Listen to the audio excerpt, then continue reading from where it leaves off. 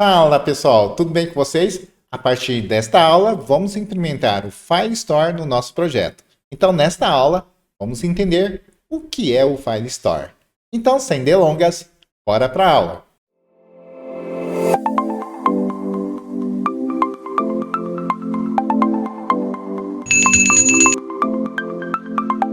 Para começar, pessoal, vamos esclarecer que o Cloud File Store não é simplesmente um banco de dados ou um sistema gerenciador de banco de dados.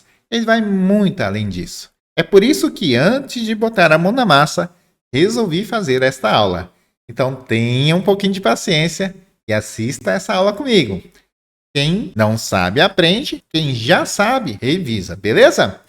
O Cloud File Store é um back-end as a service, que é uma subcategoria de um Software as a Service, conhecida como SaaS, da sigla SaaS. Parece coisa de outro mundo, mas não é. Na sua casa, por exemplo, provavelmente você ou alguém paga pelo serviço de fornecimento de água e luz.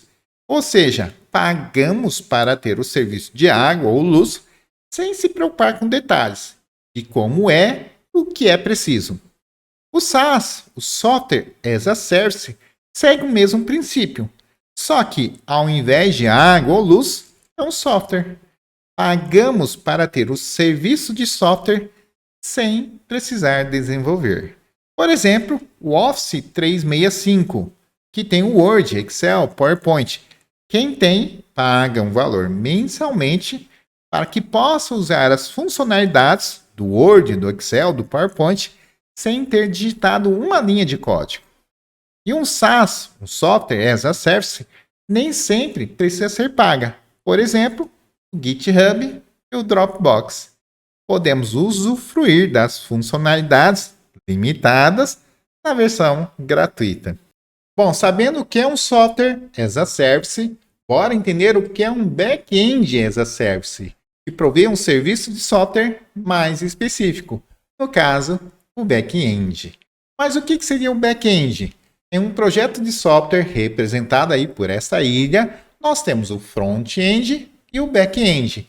O front-end é a parte que o usuário enxerga. Aí está ilustrado pela parte superior da ilha. Em um software, seriam as interfaces, as telas do sistema. Assim, o back-end seria o que o usuário não enxerga, o que geralmente provê as funcionalidades das interfaces. Percebam que grande parte do trabalho fica concentrada no back-end. De forma geral, os projetos de software são assim. As coisas estão mudando um pouquinho, onde está ocorrendo uma maior preocupação com a interface, com a experiência do usuário. E ao mesmo tempo, a cada dia surgem bibliotecas e frameworks que reduzem a complexidade e o trabalho do back-end. No contexto do nosso curso, o back-end seria a parte do DAO, das entidades, do domínio, enfim, tudo menos a parte dos widgets. Mas o trabalho do back-end pode se estender muito mais. Por exemplo, no nosso projeto, estamos salvando os dados na SQLite, ou seja, armazenamento local. Assim, se trocarmos de celular, mesmo que instalemos o nosso app com um banco de dados, não teremos acesso aos dados que foram salvos em um celular específico. Além disso, desta forma, não teremos acesso a esses dados salvos em outros dispositivos. Uma forma de resolver essa limitação de acesso seria o armazenamento remoto ao invés do local.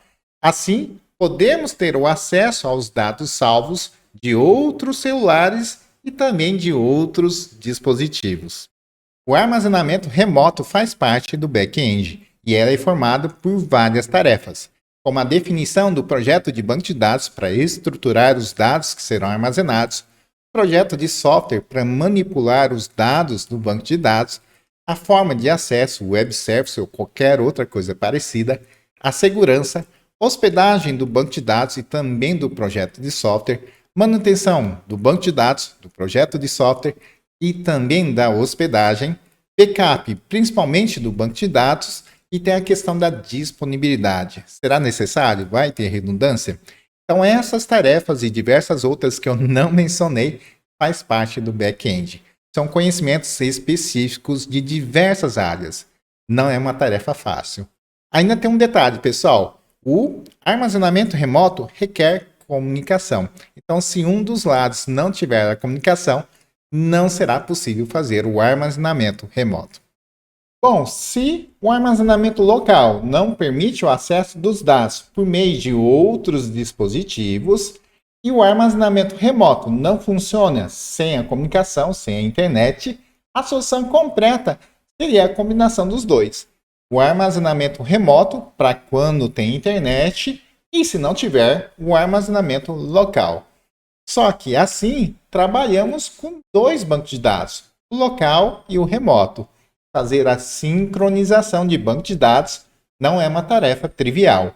Requer conhecimentos específicos de banco de dados, como, por exemplo, a técnica do commit em 2 fases, coisa que muitos programadores não fazem.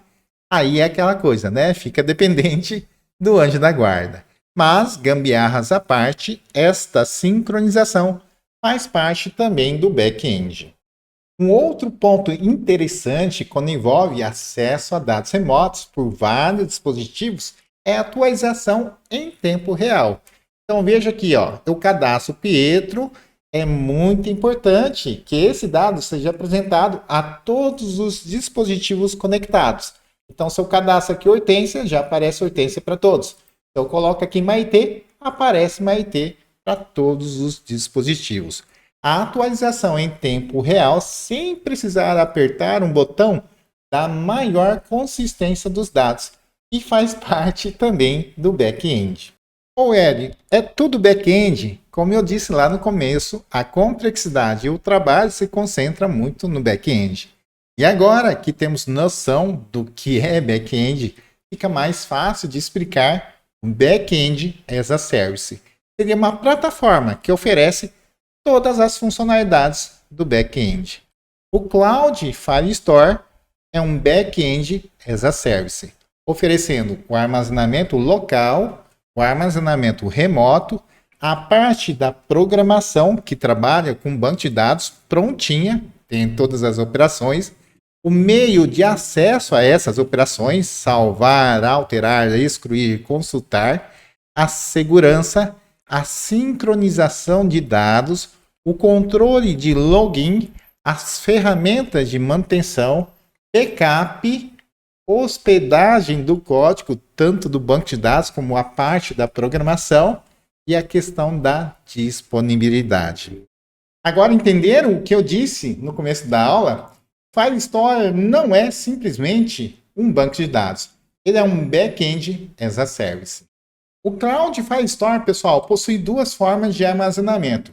O Real-Time, que surgiu primeiro, e o Firestore, que surgiu depois, com algumas melhorias diante das deficiências apresentadas aqui no Real-Time.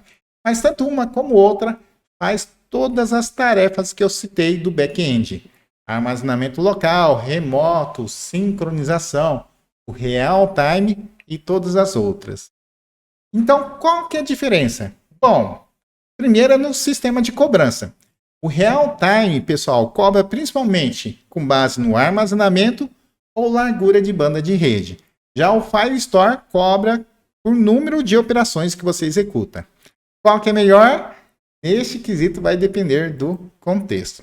Agora, em relação ao armazenamento, não tenho dúvida.